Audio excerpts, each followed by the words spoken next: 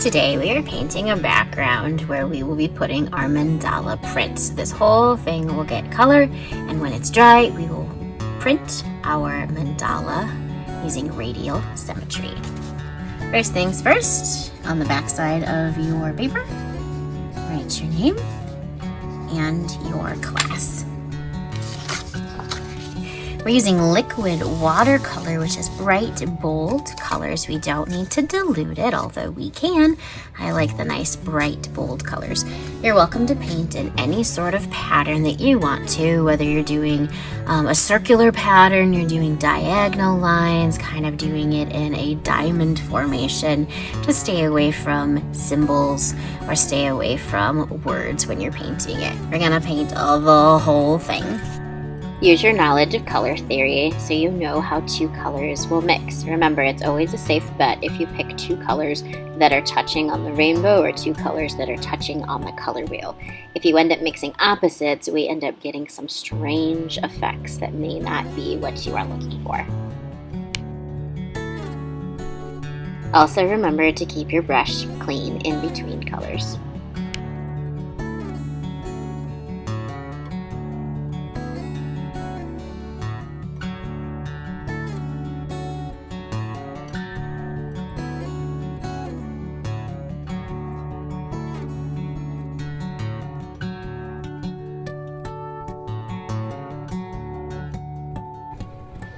Before coming over to a printing station, take your foam piece, and where the pivot point is, that's where the center of your mandala is, we need to put a dot or a star, a heart, something there that will remind you how we are pivoting our foam all the way around to create the mandala. Because if you don't have this in the center every single time like a clock, your design won't look like a mandala.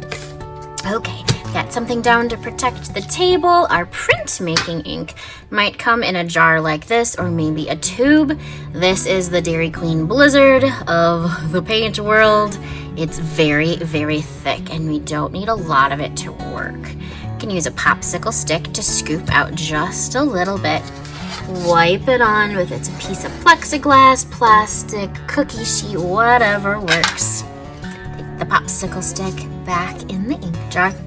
We'll use a brayer to roll out the ink. When you're rolling out the ink, you'll begin to see some texture forming. This looks like tree bark texture. It's long and grainy, has all these V's running through it. That's not rolled out enough. Keep rolling. We're looking for a basketball, small bumps in our texture.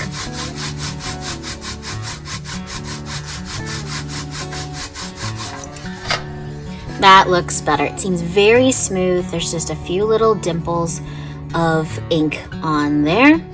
That's just about right. Now this does dry kind of fast, so we don't want to work really slow or the ink may begin to dry. Also notice my goal wasn't to spread it all over the sheet. I kind of kept it in the middle.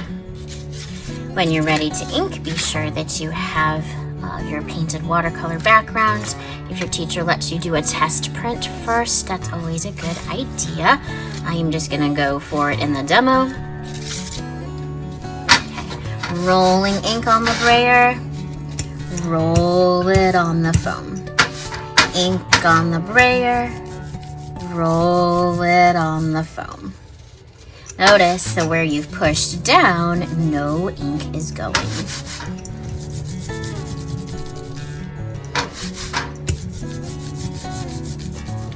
Okay, that looks nice and black. I'm gonna bring over my painted background.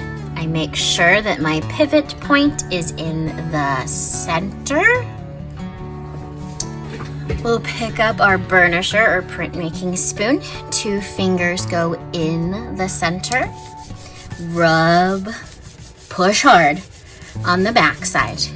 We want to make sure that this side of our burnisher is clean and free of ink, or it creates too much friction.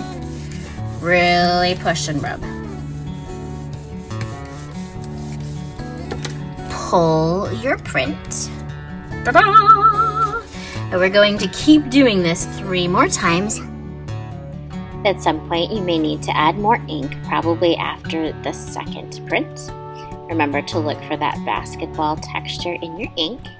Roll it on until it is completely coated, but it should not fill in any gaps. If you end up starting to fill up where your pencil had pushed down, you'll need to take it over to the sink and wash it off. Every print you make sure that pivot point, that little dot or star on the back, is lined up in the center. Think like a clock. 2 fingers in the burnishing spoon.